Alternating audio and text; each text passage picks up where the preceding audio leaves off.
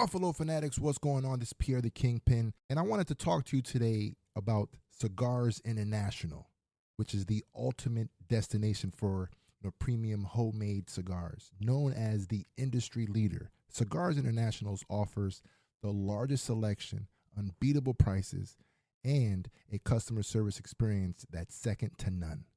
Whether you're new to cigars or a seasoned vet, Cigars International makes enjoying cigars easy, approachable, and fun. Cigars International is the go-to retailer for all things cigars, with the biggest selection of premium homemade cigars available anywhere.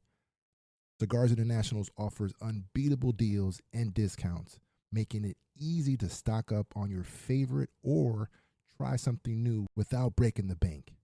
With fast free shipping and their 100% satisfaction guarantee, you can shop with confidence knowing that Cigars International stands behind every order.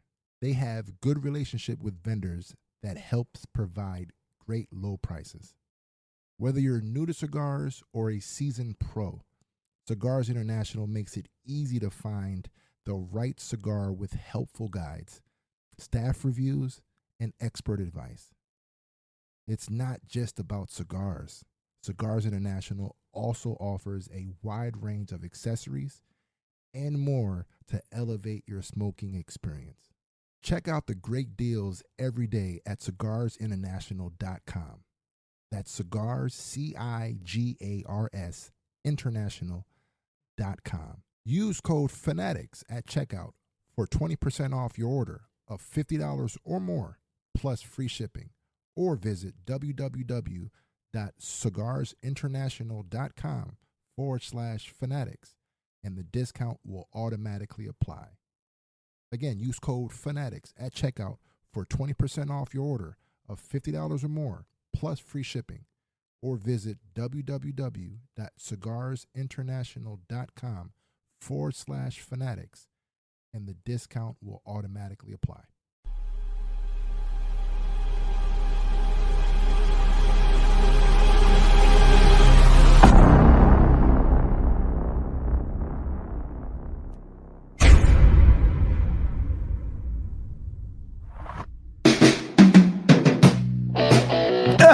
Oh, baby! What is up, Buffalo Fanatics? It's your boy Z-Bot here with you live on the Buffalo Fanatics YouTube channel Monday night. 3 days removed from the NFL draft. It's here, folks. We are finally going to decide who the Bills are going to take at 25. And tonight, we're going to give you our thoughts. And by we, I mean me and Buffalo Fanatics' very own Rev Rhodes, who I'll bring in right now. There he is. My man, Rev. Happy pre-draft, draft eve, whatever you want to call it. What's popping, my brother? Man, nothing much, man. Chilling. Glad to be here with you again, baby. I'm excited about this draft. Well, it's good to have you, as always. We're 3 days out. I mean, it felt like it was forever away. Yeah. Got a little bit closer, a little bit closer. You know the tide's turning today. Rev, it was almost 80 today in Rochester. So you know things are, the tide's turning a little bit. But of course, you can't have a great day in May, right? Or April, right? You can't have a great day without it pouring rain at the end of the night here, of course. So we have a great day weather-wise, and now it's pouring. But hey, nothing a little smoke break can't fix. You know what I'm saying? That's so right. How was your Monday? I know at times Mondays can be Monday. How was it? Was it all right? Yeah, man. I mean, Monday was good. You know, I'm excited. This is a draft week, so I'm excited. I'm anticipating this draft here coming up in the next few days, so I can't wait, man. I'm ready to go. I love it. So let's get right into it, Rev, because, you know, right now, it's an open book when it comes to trying to figure out what the Bills are going to do. We have been on record numerous times thinking that the go-to solution at 25 is cornerback, mainly because right now, of course, the Bills do not have a solidified cornerback to mirror Trey White, who, of course, probably won't be ready to go at the beginning of the season. 99.9% likely won't be ready to go. And the Bills, as of right now, not even thinking about Tre'Davious White, do not have a solidified starter at cornerback 2. So that would be the obvious choice you'd think. But Yeah. there's been hints, little breadcrumbs left along the way, a few of them today. We'll get into that in a second as to what Chris Sims had to say about who he thinks the Bills are going to take. But let's start in-house today, Rev, excuse me. I have a buddy in college named Rez, so I get that a little confused sometimes. Rez, yeah. But Rev, let's start in-house. Our boy Sean McDermott. Uh-huh. Now, this is something that caught your eye. It was about a 25-minute press conference from McDermott. In this particular segment that really caught your eye in particular, something that I know you wanted to get into tonight, was around the halfway point. And I'm going to play it for the folks right now, and we're going to talk about what we think McDermott meant by the following clip that he had spoken on during his press conference just a couple of days ago. Yeah. You got a long wait on Thursday night, so your pick comes up, but it's a good thing in one way because it means you're coming off a good season. But what are those moments like when guys are maybe coming off the board that you like as players, and what's your role as that draft is going on, and how do you approach that wait until your turn comes up? Yeah, well, it's good that we have a lot of candy in the draft room and just outside, so I can satisfy my anxious hunger with just candy, just popping candy. So I'll be doing that through the first 20 picks, and then I'll be in the room and dialed in there with Brandon. But no, it's bittersweet, like you said, Jay. So you have a good season, and you got to wait the next year. So, I'd rather have it that way. Ideally, you can have a good season, and then, and Brandon will be up here, I think, at 2:00, so you could talk to him about, getting a little bit earlier in that waiting would be great. And maybe 2 spots would be great, So we'll just see how it plays out. I mean, like I said before, a lot of confidence and trust in Brandon and his staff. They've worked extremely hard, and I know we'll come out with some good players. Man, oh man. Besides McDermott having a stash of candy to chomp on, listen, we all need something when we're anxious. That's why, people smoke cigs. Not I on the smoke break, contrary to popular belief, but everybody's got to have their vice. McDermott says his is candy, clearly noting that he's going to be anxious waiting till the 25th pick rolls around. But is he going to have to wait till 25, Rev? Because McDermott, in that bit of audio there, alludes to the fact that McDermott and Bean in particular, of course, might be looking to move up a few picks. I'm going to start right here, right, black and white here, Rev. What did McDermott mean by that? And what are what's your take from it? Yo, look, I hope everybody caught that, because that was like when I was watching the presser, I was like, man, did he just say that? And I love how he's talking about candy. I mean, I don't know what his favorite candy is. I know some people's favorite candy maybe Skull gummy bears or something like that. You know what I'm saying? Let me tell you what, it's mine, Rev. I'll tell you right now. No doubt. I got to go to the deserted island with one candy. It's the Skull favorite gummy bears. And I'm sure McDermott's got a couple on deck. He's got a couple. Listen, Rev, speaking of which, we know that they're big candy guys. Isaiah McKenzie said he'd take candy as a payment. He'd take candy. He'd take it, man. And I guess that's that's full of candy at One Bills Drive. And a whole lot of candy just sitting there. So McDermott, he said he's anxious in the draft, but he said, look, maybe you guys can talk to Bean about moving up. That's essentially what he was talking about moving up, shortening that time from 25 until they pick. And so I'm sitting here like, yo, he just kind of tipped his hand. I think he was really saying that it's his desire to trade up in the draft. But not only though did he say that he wanted to trade up, he said maybe even a couple of spots. He said like maybe even a couple. So, take it for what it is. I was just going to say couple. That's up for your determination as to what a couple is, Yeah. I mean, he could be talking moving up a couple of spots or maybe having a couple of picks. Right. I don't know, but man, like, I don't know if he meant to say that or he just came out, But, yo, can you imagine that? Think about Sean McDermott and Brandon Bean in this year's draft. We've all talked about it, about sitting here at 25 and who could we draft? A cornerback and sitting back and waiting. But man, this draft right here. I feel like this season, of course, Brandon Bean and Sean McDermott are not going to say it, but I feel like it's a Super Bowl window right now, and I wouldn't be surprised to see Brandon Bean getting super aggressive in this draft right now. There's no reason for him to sit back and wait if he has a guy that he likes. So I'm like, go get that guy, whoever that guy may be. And I guess, I mean, we could talk about that tonight. I mean, who we think that guy could be. I've got some ideas about maybe a scenario that's maybe somewhat familiar to Bills fans of late, and we can get into that. But I'm just curious about what he could do moving up in this draft. That's what's got me excited about it. But couldn't have said it better. That's exactly the way I feel. And listen, let's not waste any time here. Rev, should the Bills move up, where do they move up to, and who is it for? Rev, if you're Beane, you have the ability to move up.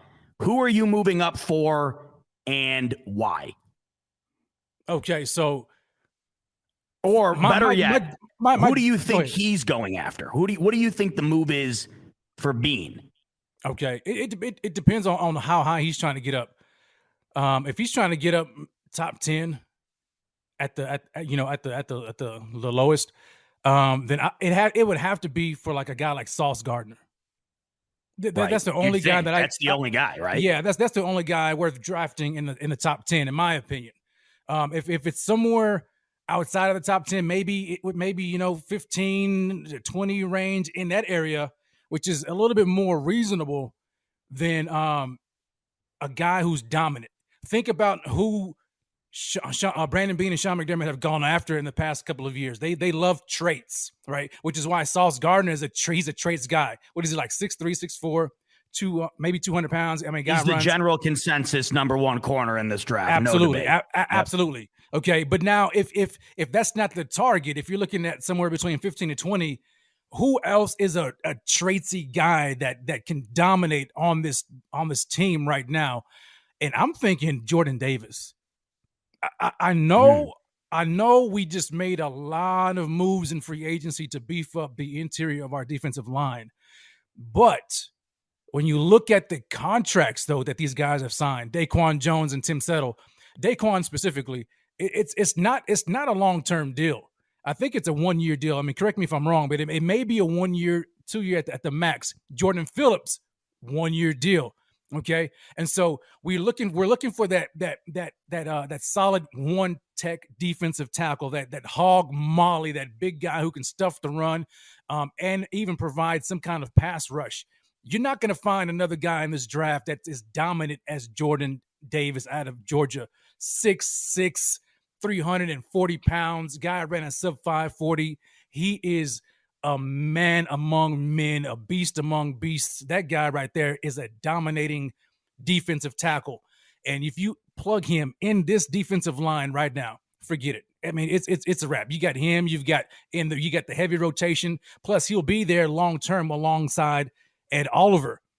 And let me just insert this, guys.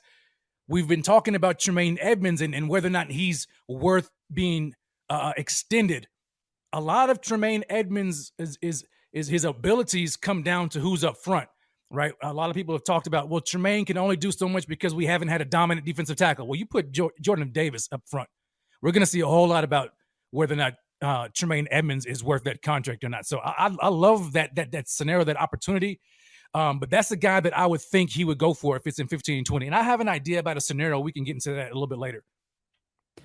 That would be 3 defensive linemen taken within the first 2 rounds over the last 2 years. So it's not uncharacteristic for Beane to have that on the mind. However, you do look at the Bills' current situation. You wonder, 1, what they'd have to give up in order to move up to get a guy like Jordan Davis. 2, you also wonder when the cornerback position will be addressed. The only way I see the trade up happening is if they're confident enough in a cornerback that they see a second round grade, second round grade attributed to them. That to me, then it makes sense. You get your guy that you desperately know will, you desperately want, and will immediately enhance an element of your team, while also adding to the position that is in need of a starter. There has to be a plan in place there. Would you agree? Yeah, 100%. Because I mean, the defensive tackle position is, you're not going to find a more dominant guy than that. I mean, if that's a guy, go after him, right? Yeah, I mean, the Richard point- Smith coming in here, he's backing you up, saying you will never see a player like Jordan Davis again. Never. I mean, that's a hell of a statement right there. That guy is ridiculous. And we're talking about like you guys. He played next to a guy like Devontae Wyatt, who's a very good defensive tackle, but I mean, he's not Jordan Davis, right? And so Jordan Davis, and yes, I think that there's some guys that we can target later in the draft at cornerback, because if I'm not mistaken, I think Brandon Beane in that same conference, he mentioned that they've got guys that they like in each round. So I don't think that he's going to be desperate to go in. I mean, I've got to get a corner in round one.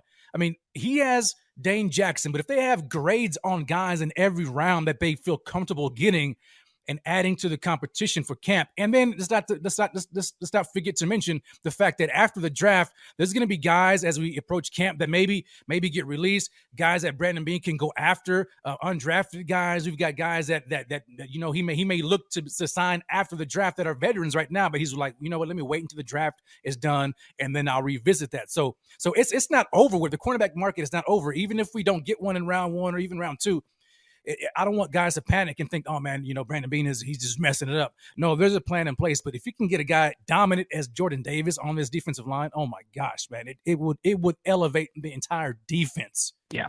I mean, listen, if we're well aware of the fact that the Bills need a corner, you better believe Brandon Beane is too. There's going to be something in play for that position. A matter of when and where is the question. Now, to that point you're making, it sounds to me like you go Jordan Davis 1. That would mean inevitably you go corner 2. That would mean that you're putting the brakes on a wide receiver who a lot of people think the Bills might take in round 2. Mm-hmm. So that could definitely throw some things around should the Bills decide to go defensive line. Haven't really seen many mock drafts at all that are anticipating a defensive lineman for the Bills. Maybe that is more reason to think it will happen because, as you know, this time of the year, you can't believe a thing you hear. And if you're not hearing anything at all, perhaps that is inevitably what happens. We'll see. Now, the one position that is a constant argument amongst Bills fans is the running back position. Oh, yeah. As we know, the Bills running back situation currently isn't elite. We'll put it that way. Absolutely. It's below average at best. And if that's an area, if the Bills can improve in that department, as we spoke on just a couple shows ago, Rev, you and I, when we were looking at, how can you increase the efficiency of this Bills offense without taking the ball out of Josh Allen's hands? And there was a variety of way to do so within the run game, but are the Bills too limited in that department in order to actually execute that? So a thought could be, do the Bills finally decide to go and get a true running back 1, something the Bills really haven't had since LaShawn McCoy? Somebody who thinks they might do this is Chris Sims. And, love him or hate him, Chris Sims is tapped into the league. He knows a lot. Here's what Chris Sims had to say about the Bills potentially targeting running back Breece Hall in round 1. Let's take a look and listen as to what Chris Sims had to say.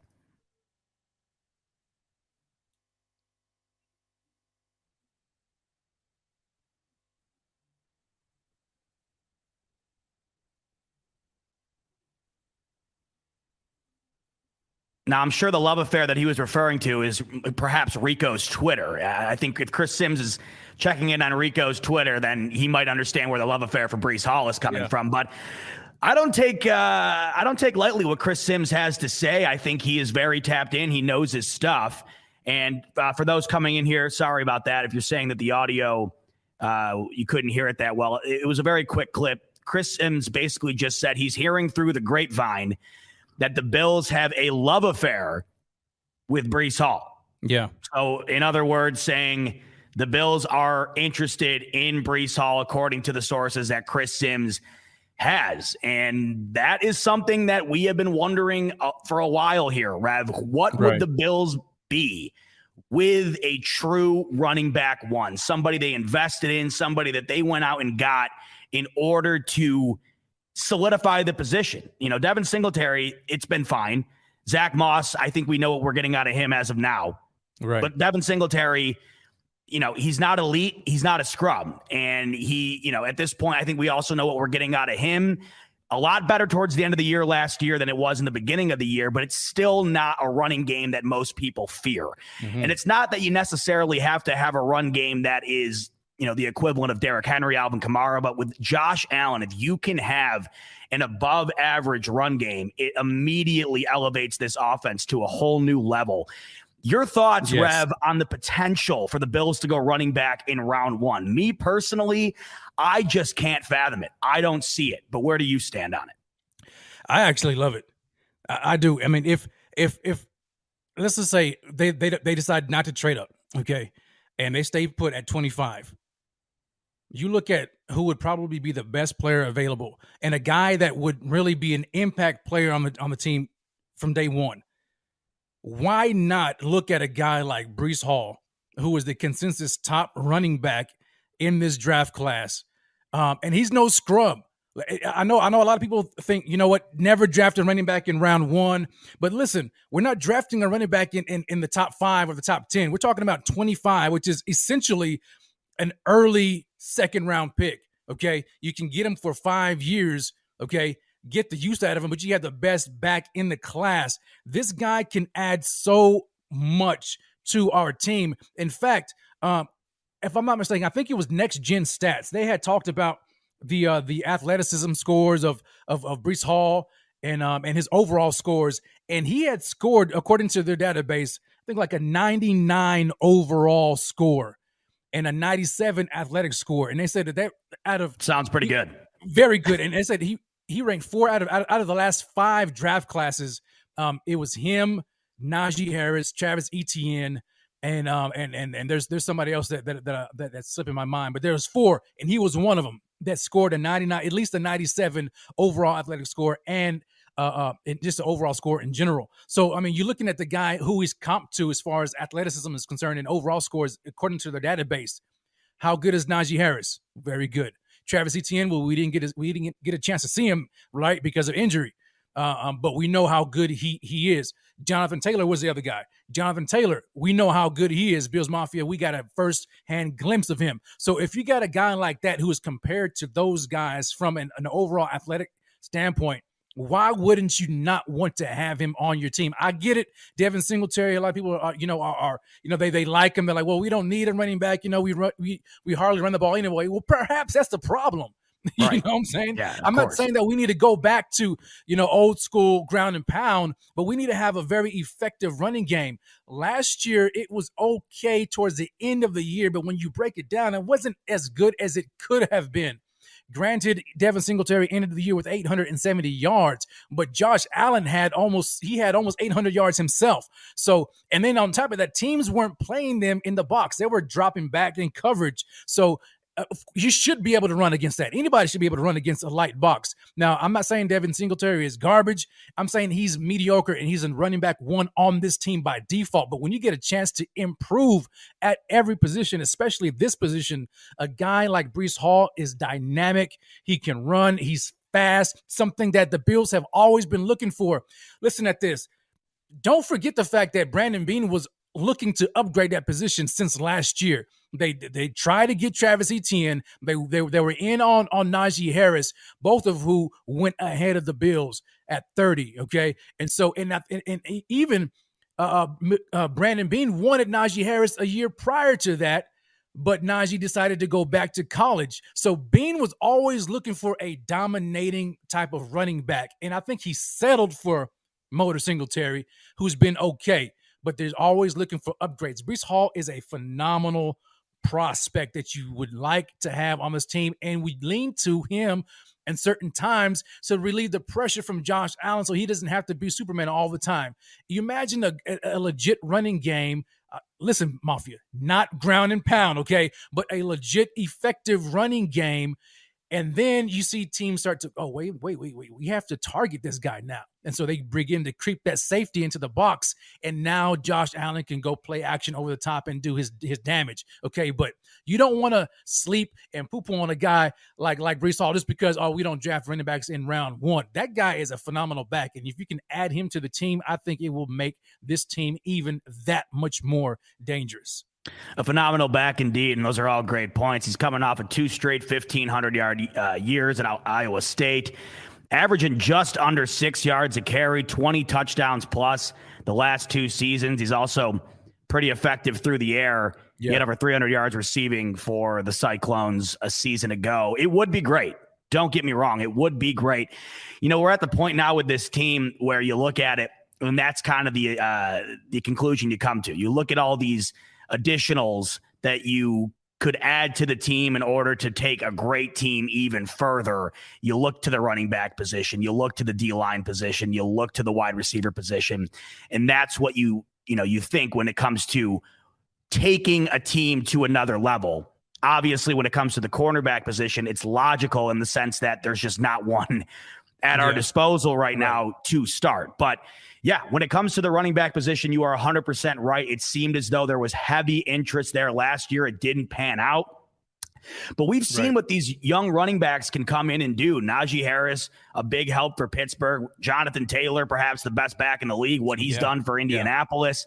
So, you see what the outcome could potentially be. Now, I've seen some interesting comments in the comment section that I wanted to address. One coming in from Terrence saying it's smoke and mirrors. He's thinking that what Chris Sims is saying, what he's hearing, smoke and mirrors. Do you think that would be something the Bills would put out in order to make it seem as though they're, going running back, even though they're going something else? Or do you really think running back is in play for Buffalo? I mean, anything's possible, right? But my thing is, for what? Like what team is really going to be trying to trade up or make a move for Breece Hall anyway? And most of the teams are looking at it like no, we're not drafting running back in round one anyway. So why would they even?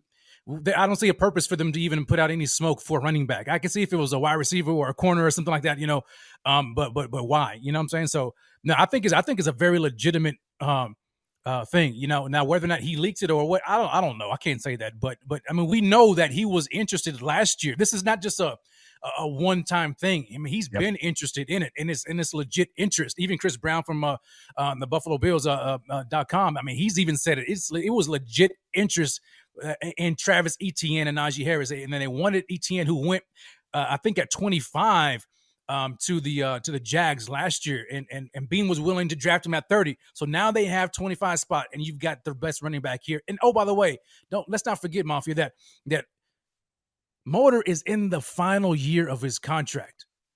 Okay. Now, I am not one to believe that Brandon Bean is going to be willing to extend a running back, or let alone extend Motor Singletary. So if that's the case, you have him on his final year. Why not bring in the best back in the draft right now and have this guy for 4 years, 5, at the most on his 5th year option? It just makes too much sense for me because of where they're drafting, and you look at the holes on the roster, they're very minimal. I know we like to blow up the cornerback position, which I know it can give us room for concern, right? When you look at Tre'Davious White and you look at Dane Jackson and who else. I trust that Brandon Bean is going to bring in somebody. It doesn't have to be a guy at 25.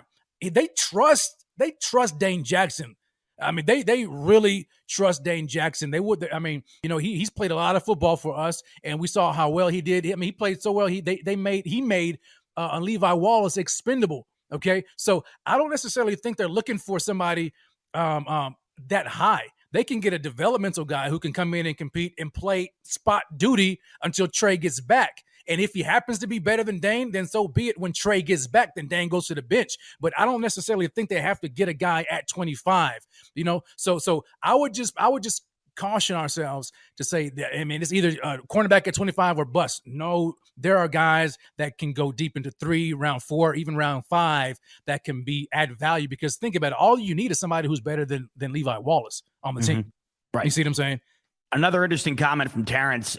You still got to pay him a first-round pick contract, which is unacceptable. And I think that's a great point when you're talking about running back.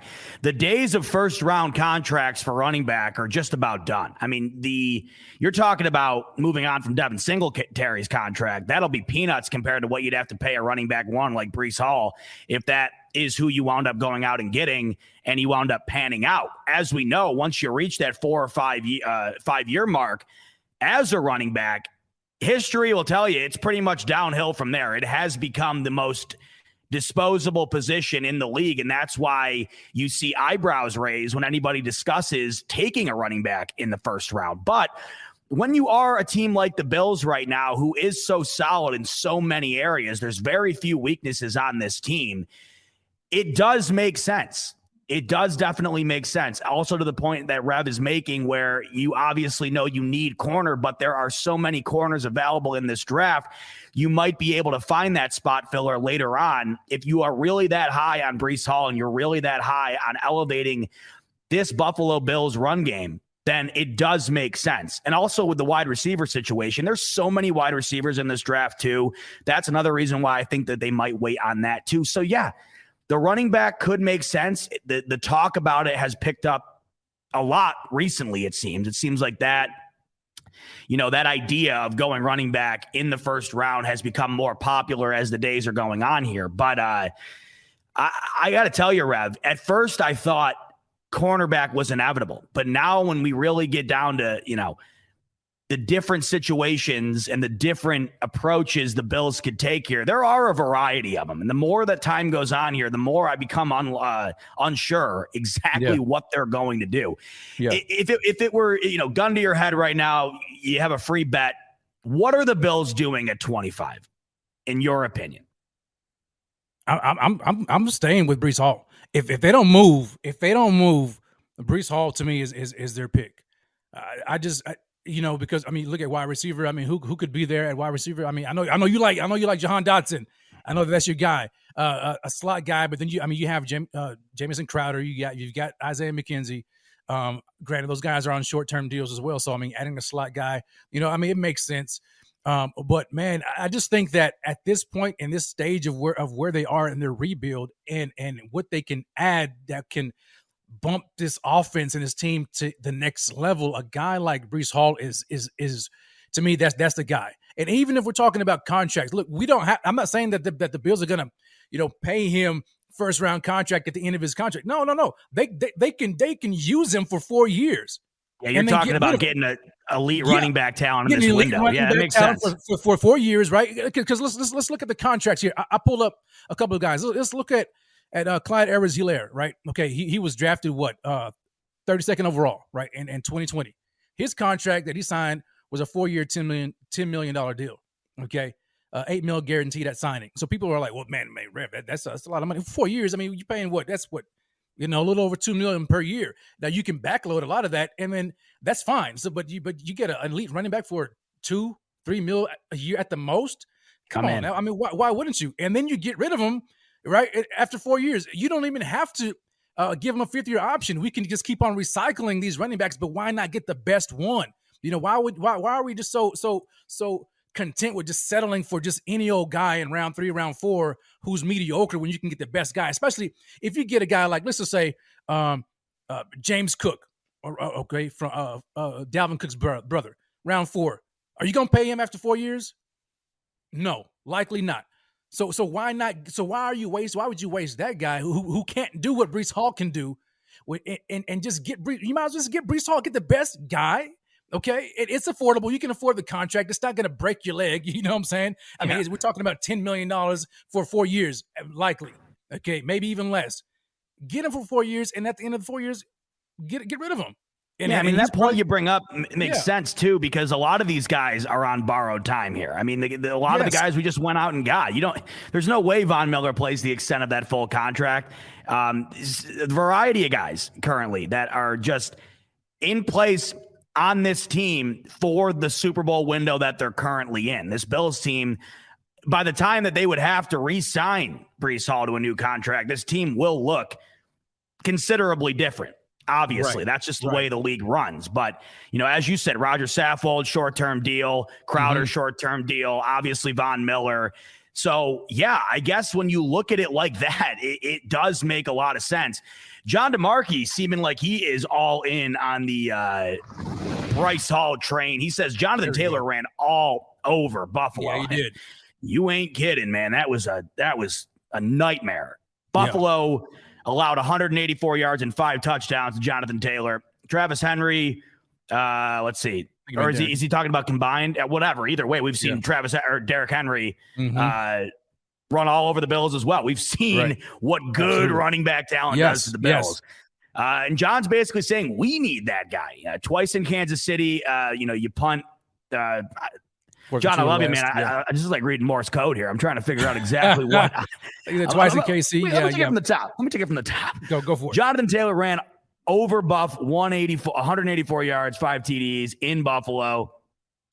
I'm not sure if you're alluding to Travis Henry here, but I don't know. I would assume Derrick Henry.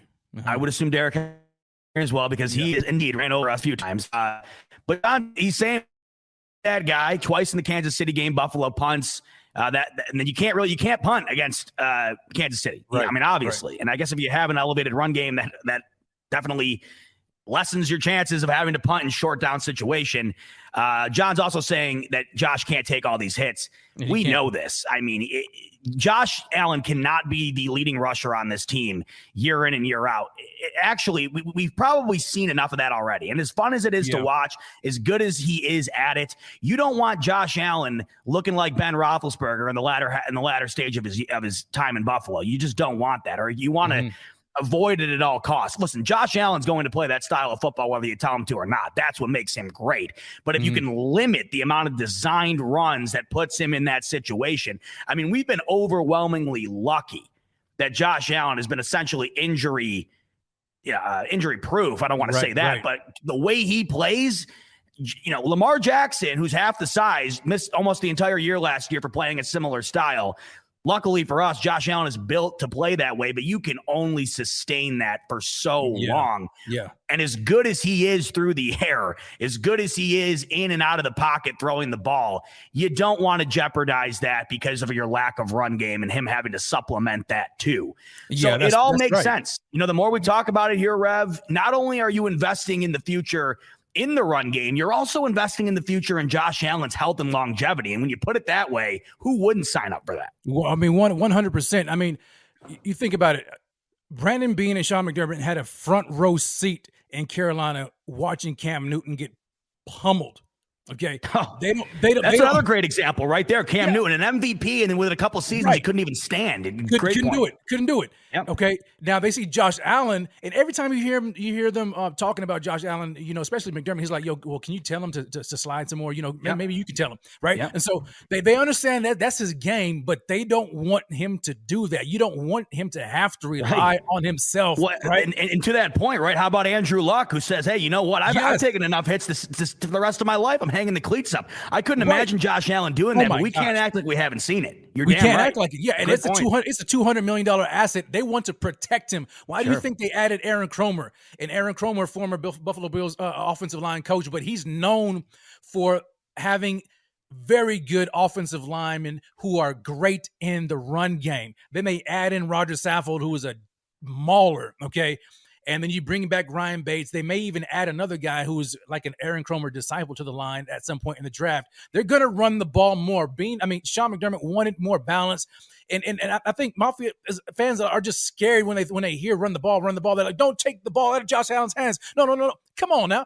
I alluded to it a few days ago about Aaron Rodgers. Consider Aaron Rodgers and the Green Bay Packers. Look at how they run their offense. I'm not saying the offense is going to be exactly the same, but look at him. Aaron Rodgers still throws the ball over 4,000 yards, has over 30 plus touchdowns a year. And then you had Aaron Jones, who averages close to 1,000 yards per season, right? And him and AJ Dillon, I mean, they've averaged, I think, like 12 or 1,300 yards in the past couple of years. You need to have an elite running game. And doesn't necessarily mean that Josh Allen is going to be handing the ball off all day. That's the case. It brings balance. It's like moves and counter moves. When you see a team backing off, playing, they're like, look, we're not going to let Diggs and Josh Allen defeat us deep. Okay, fine. Well, what did Brian Dable do? All last year, and they struggled to get over the hump. They were trying to constantly throw the ball against it, and it cost us a lot of these games that we should have won. Hence, Jacksonville Jaguars game, right? All these games, right? Well, what the counter is, you run the ball. They're daring you to run the ball against it, but when you can't do it and you don't have a guy who can do it successfully, that limits you offensively. But now when you couple that with an elite running back and an improved offensive line, plus you got Josh Allen, The defense has got to pick their poison. All right, are you gonna stop the pass? Stop the pass. We're gonna run the ball. If you're gonna bring a safety in the box to try to stop the running game, then Josh Allen's gonna go over the top. We saw the Patriots do it for how many years, guys? How many years did the Patriots revamp themselves and just rebrand themselves year after year after year? They did whatever they had to do to win the game. If it meant relying on Brady chunking the ball deep, fine, then they did it. If it relied on handing the ball off, then so be it. But it made them extremely balanced. That's what a balanced team does, a balanced offense does, and that's what it's going to do for Josh Allen. Don't be afraid of that. Don't think that we're going back to the 80s. I don't know what a lot of Mafia may think when we're talking about running the ball, but man, look, it's Josh Allen's going to yo, thank you. I finally got somebody that I don't have to, I can hand the ball off to it. I don't have to run it as much. Listen, I don't care if Josh Allen runs the game plan that the Patriots played in the Win Bowl where he throws the ball 4 times. I don't care if the game is won. Yes. You can count me in as not giving an absolute F as to how they got it done. I do not care. And if that winds up helping them win games, sign me up. Johnny Boy coming back in here to clarify the Morse code that he sent me earlier. He's saying, I meant Derrick Henry, so we were right there.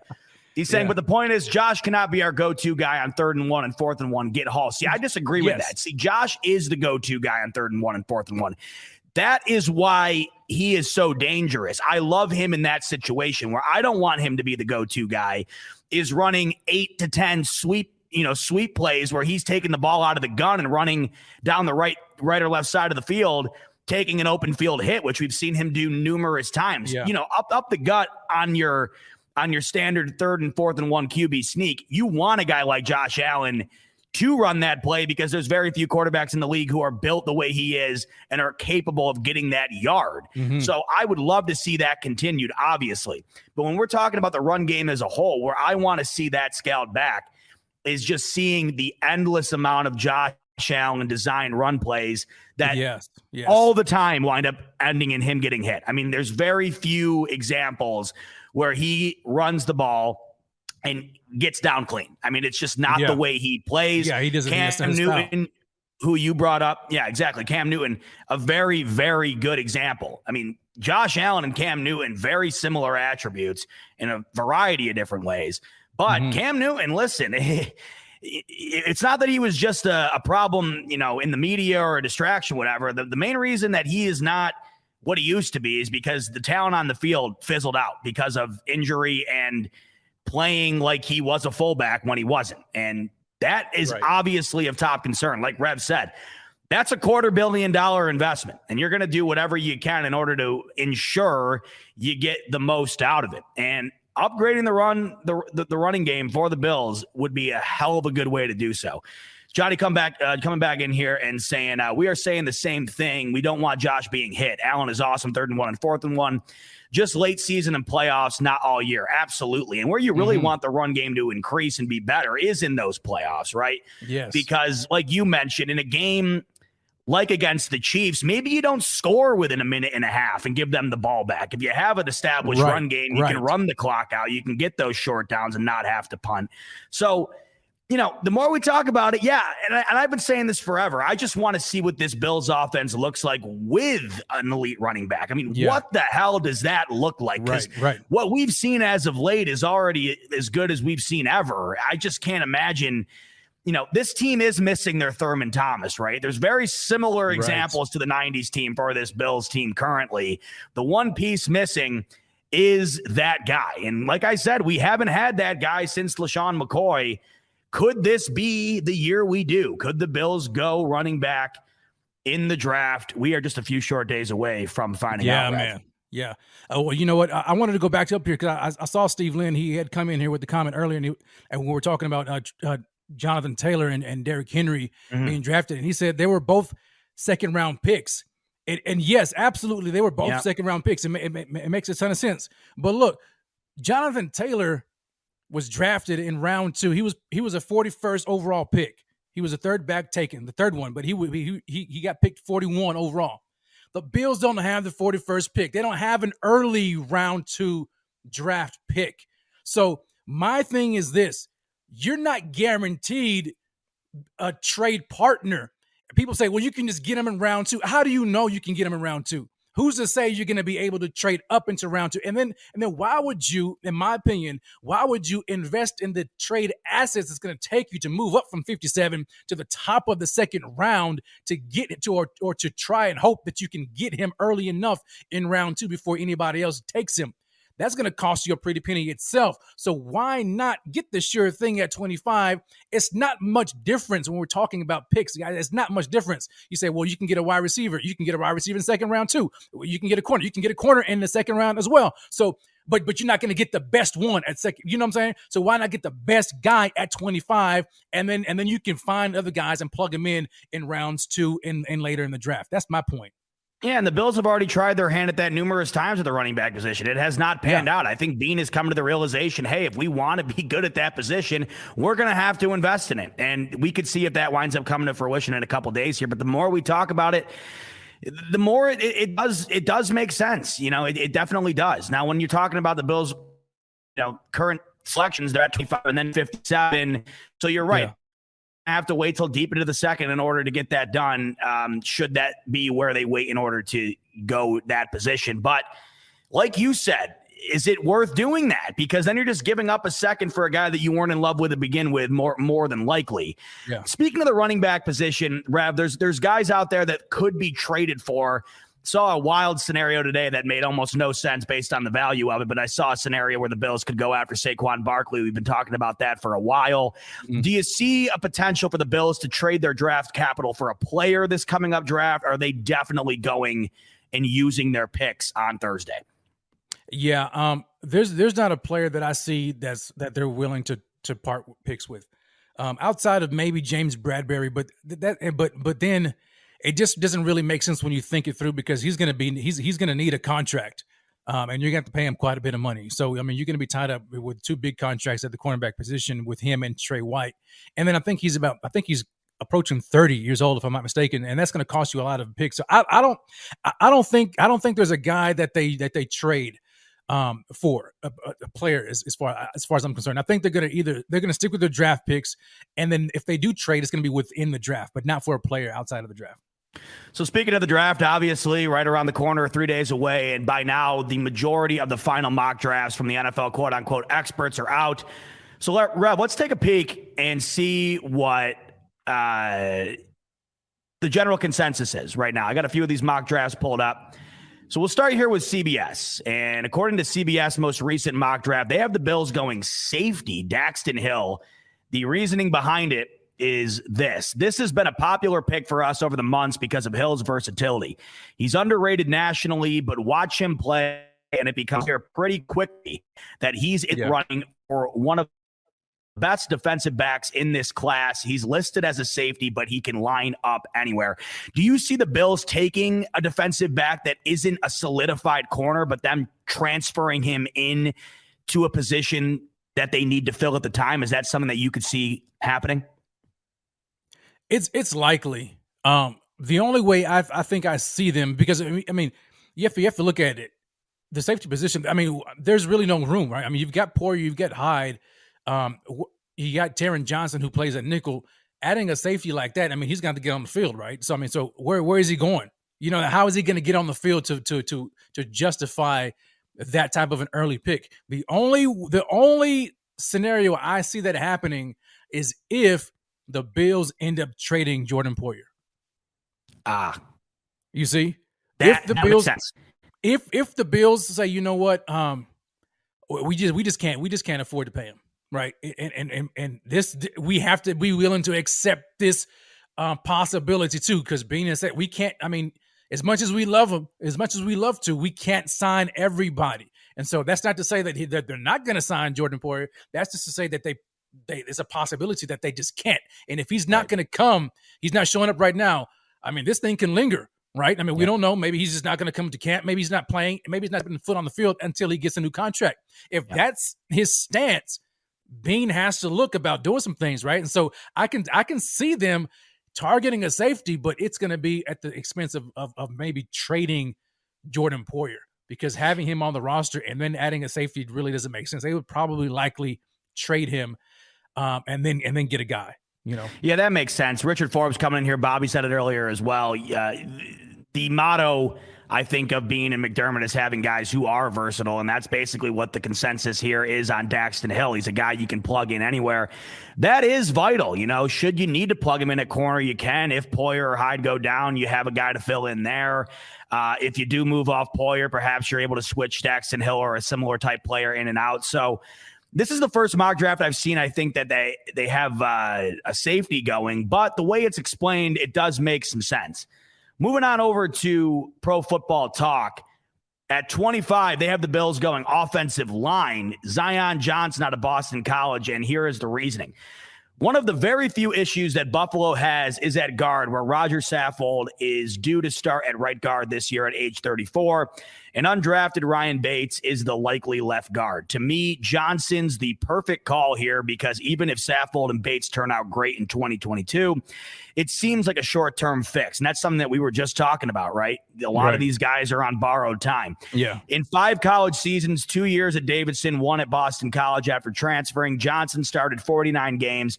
Give me a guy with 36 starts at guard and 13 at left tackle. Give me a guy who was a 2-year captain after transferring. Give me a guy who never missed a game in 5 college seasons due to injury. Wow, that's impressive.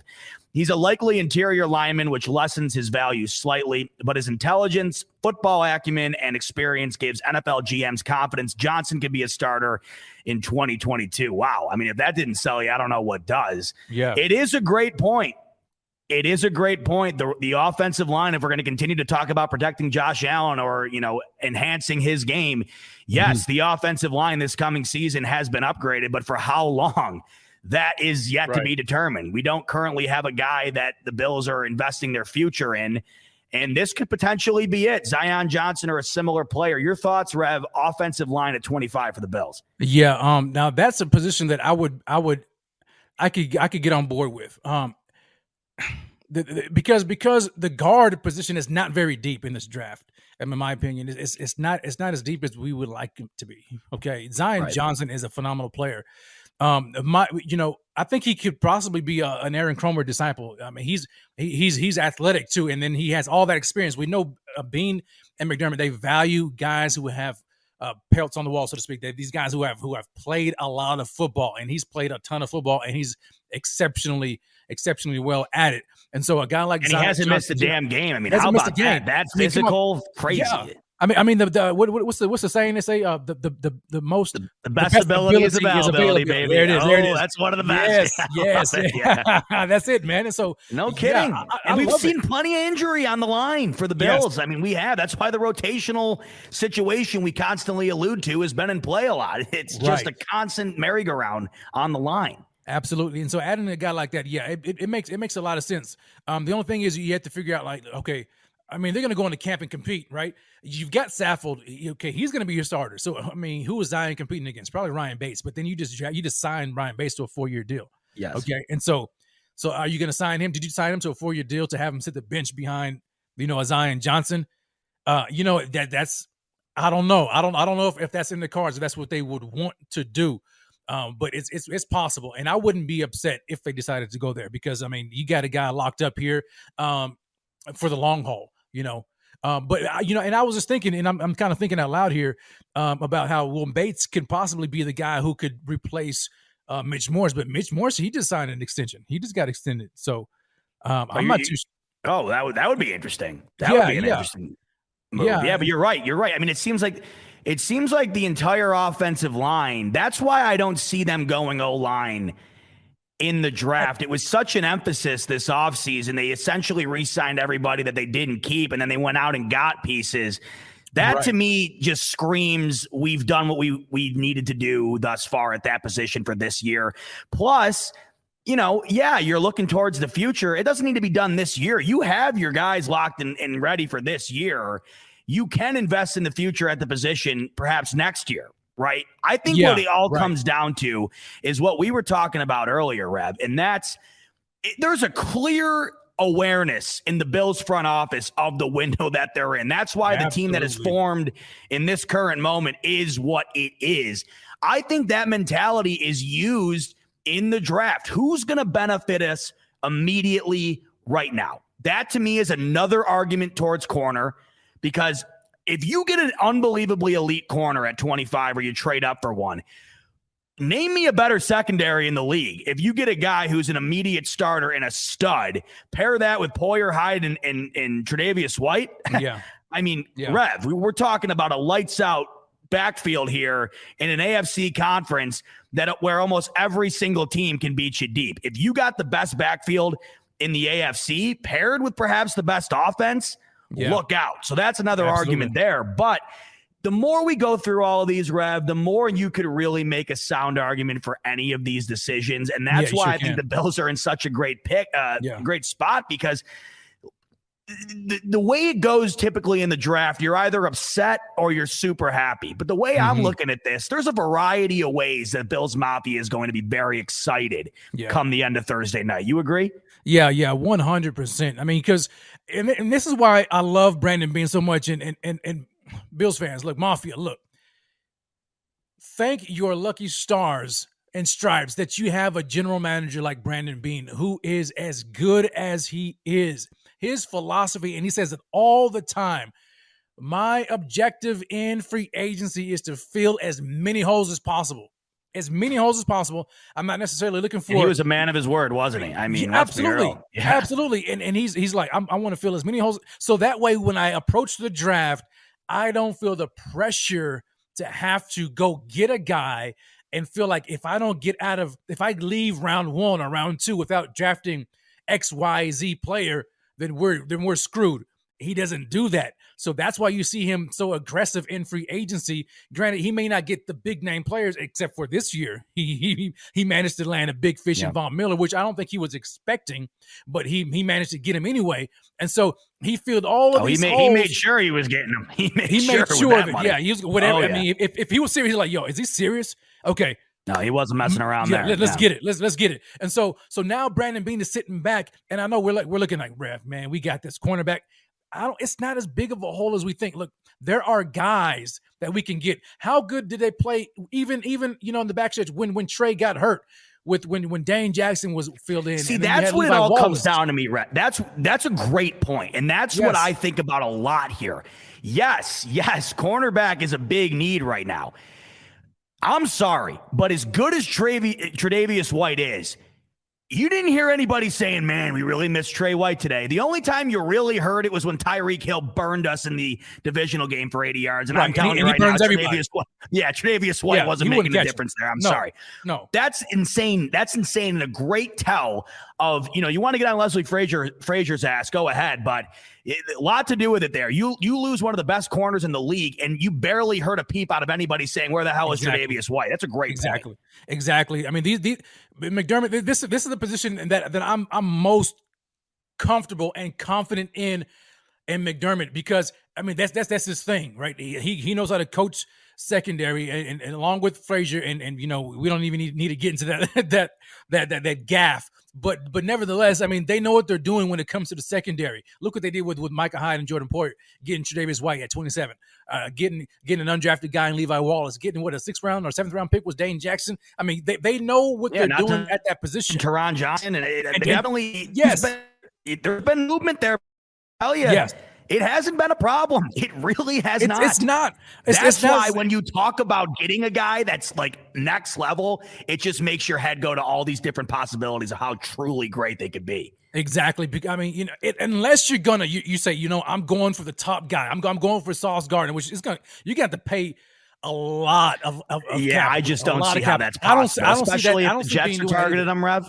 They'd have to move with the Jets. I don't see it. I don't see it. I don't see it happening either. And so there's a guy that they can get in the later rounds that can come in and compete. Plus, again, we don't know who Brandon Beane has already been talking to as a veteran, that he's probably telling his agents, okay, just wait until after the draft. We're going to revisit this after the draft. He could sign a guy in round 3, round 4, and then fool around and sign Joe Hayden after the draft. And now we're looking at, we just got Joe Hayden. I'm glad you brought that up, because a few people are bringing that up in the comments here, Rev. That's the one scenario that we weren't talking about as much recently, because there hasn't been a move towards corner in the offseason. It leaves the immediate assumption they'll tackle it in the draft. But you're right, Joe Hayden, there could be potential to move into getting a veteran at that position and allocating the draft picks to other spots.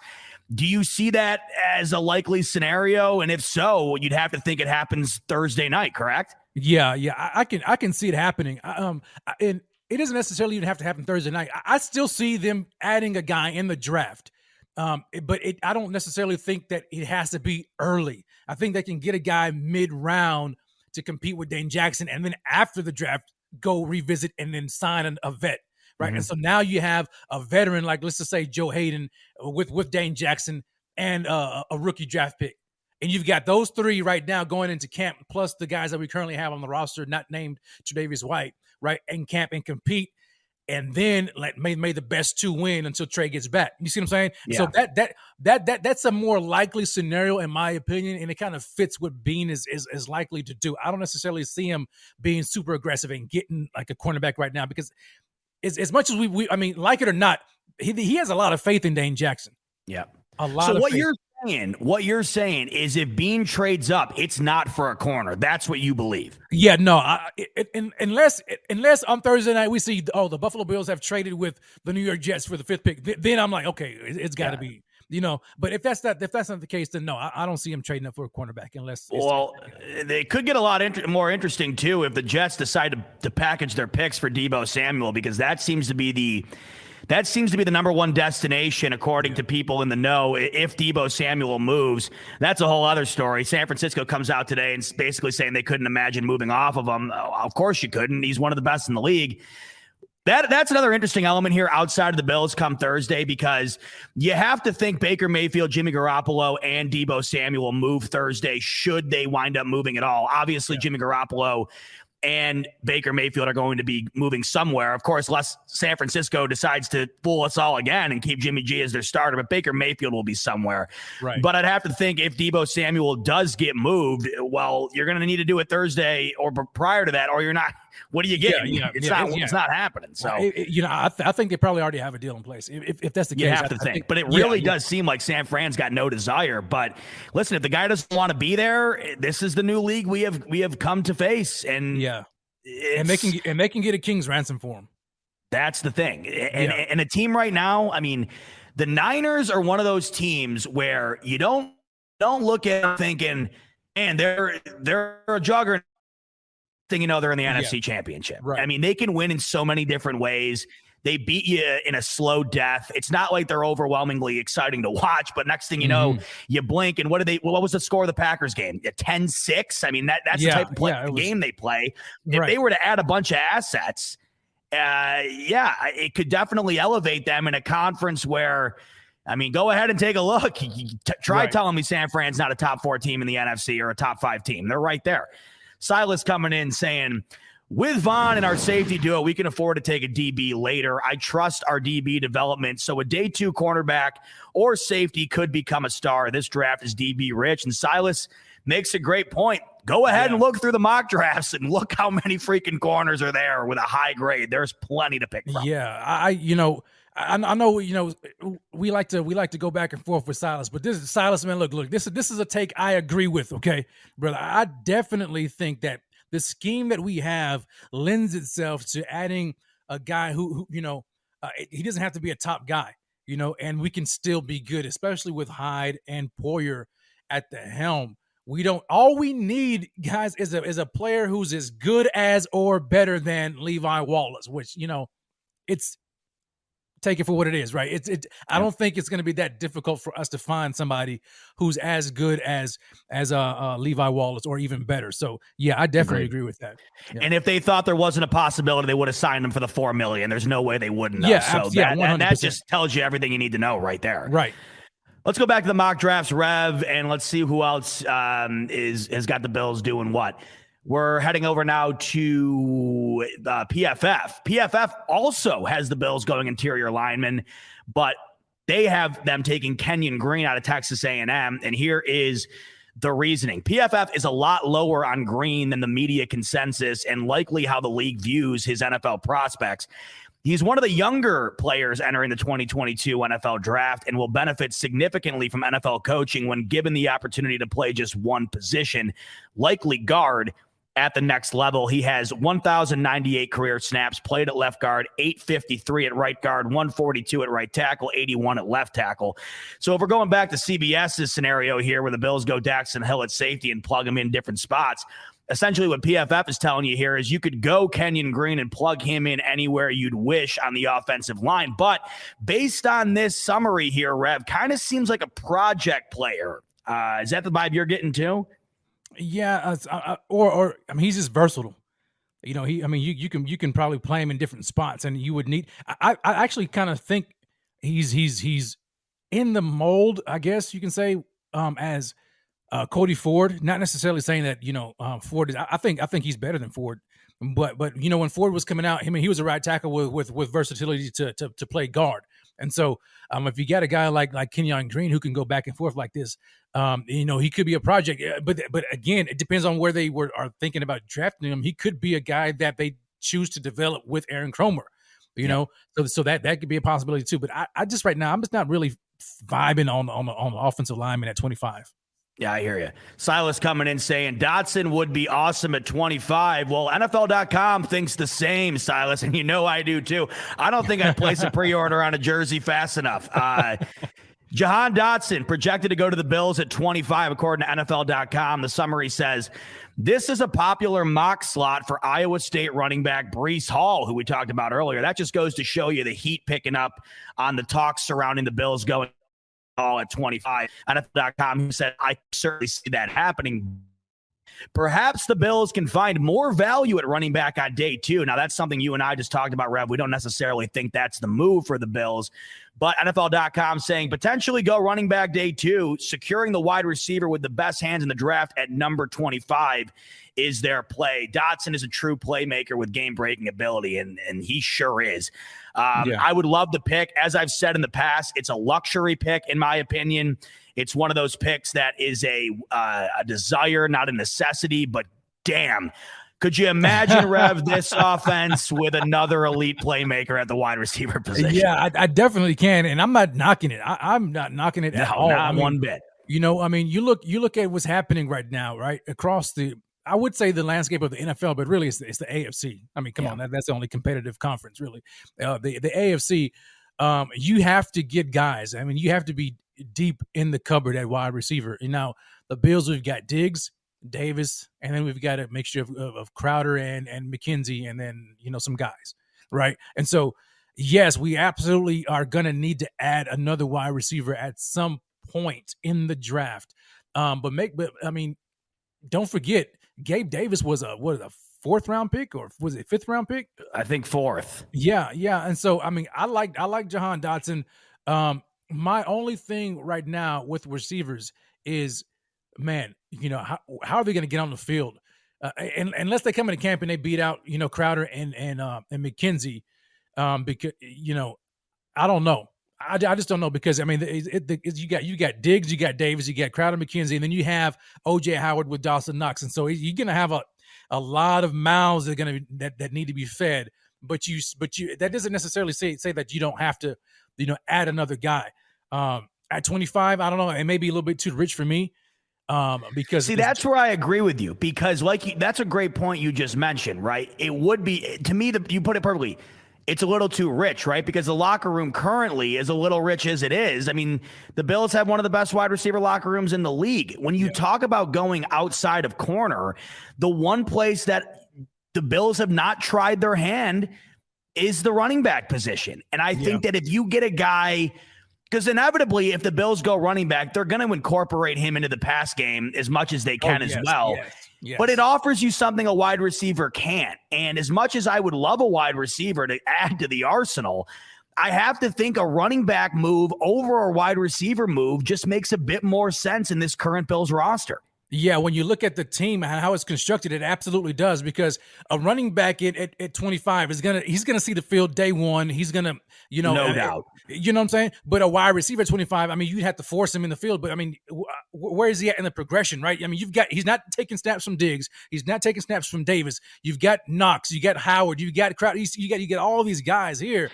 Yeah, So I think Crowder could be rotational there. I think that's yeah, where yeah, you with, see with it, right, with him and McKenzie. But what's your plan with Isaiah McKenzie? You re-sign him. There's a plan there, and there should be. You know how I feel about Isaiah McKenzie. I love him.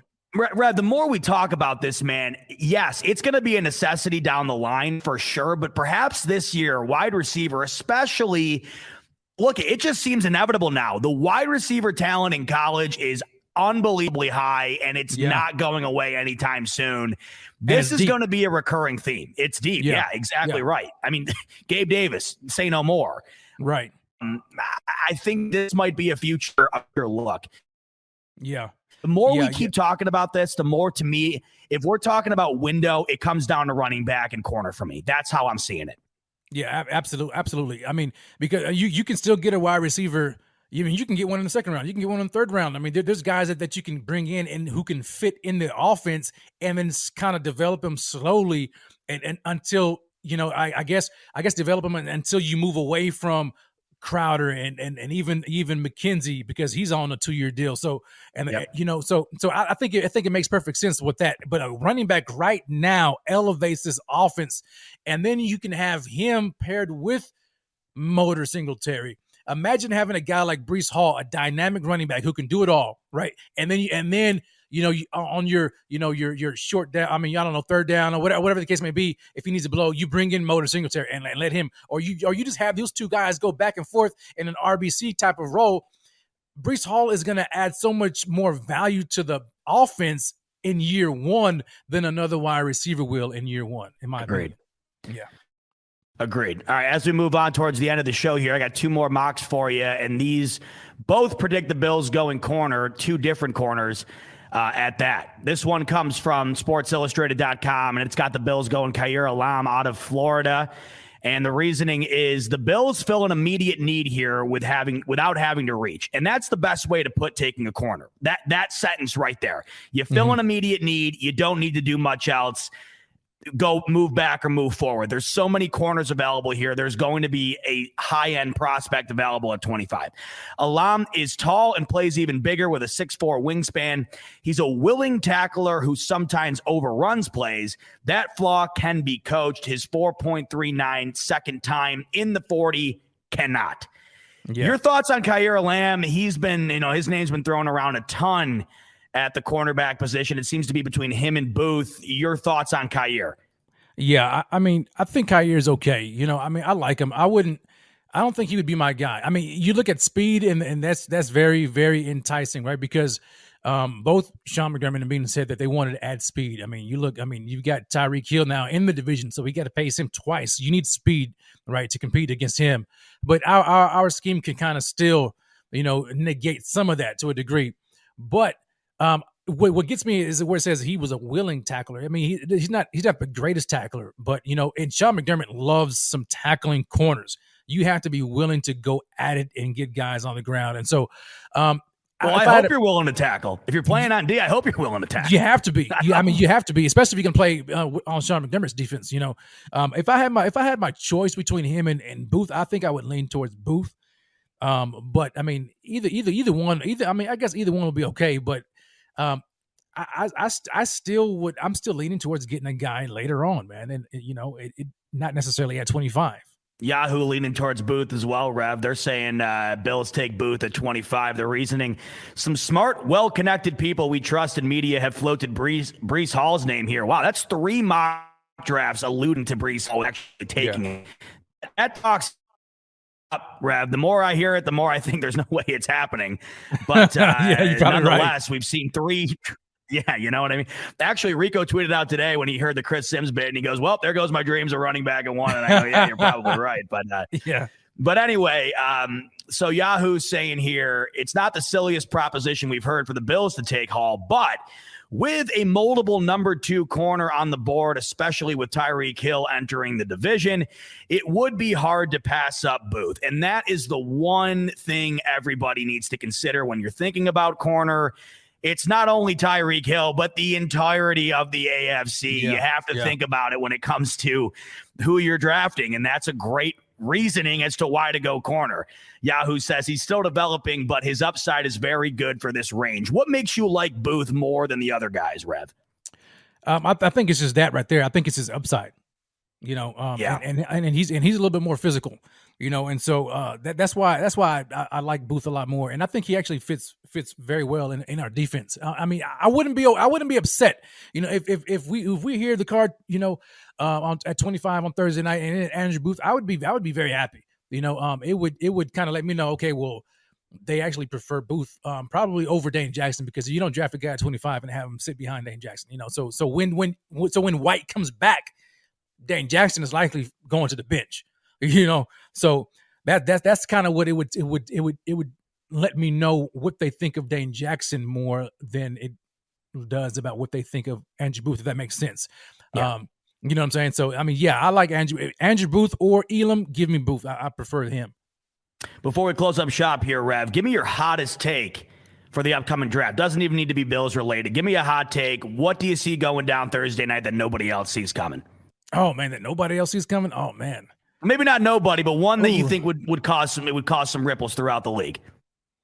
No quarterback being taken in round 1. Oh, at all? Wow. At all? Yeah. Wow. Yeah. No. Yeah. When's no the quarterback. last time, if ever, that's happened? Yeah. Wow. I don't even know. Let's. I mean, chat. I mean, you guys let us know when the last time there was a draft. I don't know if that's ever there was happened. no quarterback taken. Yeah. But I'm just scrolling through this Yahoo one, Rev. They have Kenny Pickett going to the Eagles. Wait, Kenny Pickett going to the Eagles? I don't see that happen. And they got hurt. You're going to draft Jalen Hurts replacement immediately? No, I don't see that. So out of that, I'm scrolling. Rev, that might not be as hot of a take as you think, because according to Yahoo, he's the only quarterback off the board, and I don't see him going to Philly. So, man. Wow. Plus, you also have to consider if Baker Mayfield or Jimmy Garoppolo are moved Thursday, that could really rattle the QB market as well. If one of these teams that are QB needy go with a veteran, that could really shake things up in your favor of that hot take right there. Yeah, definitely. And so it's still possible, but how many drafts, let's just kind of think about it. How many drafts or first round have we seen a lot of trade movements? I don't know. I don't think it's been as much as we would think. Has it? Has there been a lot of trades in the first round of late this season? Are you talking about? No. Just trades within the draft, within round 1. Well, last year, there was a good amount. The Giants traded back with the Eagles. The 49ers traded up to draft Jalen Hurts, or not Jalen Hurts. Why am I blanking on his name? Oh, Trey Lance? No, Trey Lance. Yeah. That was so. There's been a few. But the one thing I'm interested in here is the lack of. That's why this draft is so odd. There's no crown jewel quarterback. Yeah. I'm looking up right now the last time a quarterback wasn't taken in the first round. And here we go. 25 drafts ago, it says 20. This is on ESPN.com. Share the link here. Or actually, it won't let me. Hold on. I'm sorry. It says that 25 NFL drafts ago, no quarterback went in round 1. Why it might never happen again. This was in 1996. Yeah. That's how long ago it's been. I also want to know the last time a quarterback hasn't been taken in the top 10. I mean, that's what we're facing this year. Right. But that's the reality of the draft this year. And that's why I think people look at that and say, oh, it sucks. I think it makes the draft incredibly unique. We're going to see a lot of different movement this year that we're not used to. Right. 100%. I mean, and then you think about if there's no quarterbacks taken in round 1, then that means that there's not a lot of elite players or prospects that are going to drop, because we teams have benefited from just an overload of quarterbacks pushing all of the talent down in the draft. Well, if we're talking about no quarterbacks being drafted, that means that these elite prospects are getting drafted earlier. So that could mean whoever is in that later rounds, if you got a guy you want, you may have to be even more aggressive this year to get your guy, because the quarterback market is not as heavy as it has been in years past. That makes it extremely interesting for me. Interesting is the key word. And I'm interested, not only for the Bills, but just in general to see how this draft goes down, because like we're talking about here, it's just a different draft. You don't really know. There's no real solidification anywhere here. I mean, even at the number 1 pick, a lot of people think Aiden Hutchinson goes to Jacksonville, but as the days have been going on, I've been hearing different too. I've been hearing Trayvon Walker. It could be different. Yeah. So it'll be interesting. But we only have 3 days to wait until we find out, Rev. And as we end the show tonight, we're excited to tell you that Thursday night, the night of the draft, I will be there. Rev will be there. Pierre, Don Money, Finn Diesel, and our host, Rico. The BF Draft Show, Thursday night. It is going to be a banger, Rev. Yes. It's going to be fire. I'm excited about it, man. I don't know how the Mafia feels about it, but it's going to be extremely lit. I don't know if you guys still say that nowadays. Maybe I'm I say it. It's gonna be on fire. That probably means nobody's saying it anymore, Rev. Yeah, but exactly. I say it if it makes you feel any better. You guys don't want to miss it Thursday night. Join us, BF. No way. Right here, man. It's gonna be on fire. That's going to be one big party. It's going to be so much fun, and we look forward to having you there. Every year, it's a blast, and this year, with a lot of uncertainty and a lot of speculation, it's going to be so much fun to be together and see who the Bills wind up taking. Plus, we have a good amount of time up until 25, so a lot of fun will be had prior to that. Tonight, my job isn't done. I'm ending here, but I'm on another show tonight. I'm guesting with the Caveman over on YouTube, on the Caveman's YouTube channel. He's having me on with a couple of buddies. So if you haven't had enough of me yet tonight, swing on over to the Caveman's YouTube channel and check me out on there. We'll be talking draft as well. That's coming on at 8:30 p.m. or 9:30 p.m. tonight. Richard, to answer your question, Thursday night, we're going live at 7, and we're going to take it until the wheels fall off. So don't go anywhere Thursday night. Don't fall asleep on us. Have a couple cups of coffee at the end of the night and get ready for a fun night. Rev, anything you got going on prior to then, or I'll see you there? I'll see you there, baby. I'll see you there. That's all I needed to hear. I'll be there, baby. Thigh dancing and everything. Thigh dance guaranteed amongst all the Buffalo Fanatics. Yes, sir. Thursday night. The Thursday night draft party with BF. It's going to be lit, and we can't wait to see you then. Until then, that's Rev. I'm Z-Bot. Thanks so much for joining us tonight, and we will see you today. As always, go Bills. Go Bills. Go Bills.